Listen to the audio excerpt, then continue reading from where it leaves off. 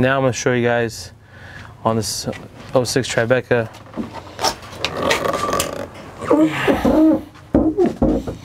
how to take these guys out.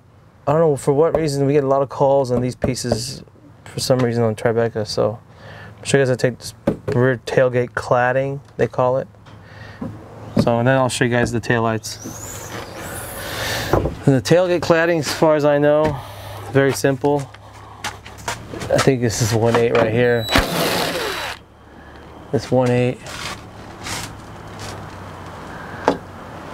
That's it, really, as far as I can see as of right now. And it might be held on with clips. Yeah, it's held on by clips. Wow, that was easy. So 3 clips, one number 8 right here. Pull that number 8 out, and comes out really easy. It's the left side. It says LH on there. If you need one of these, call us. These are very popular.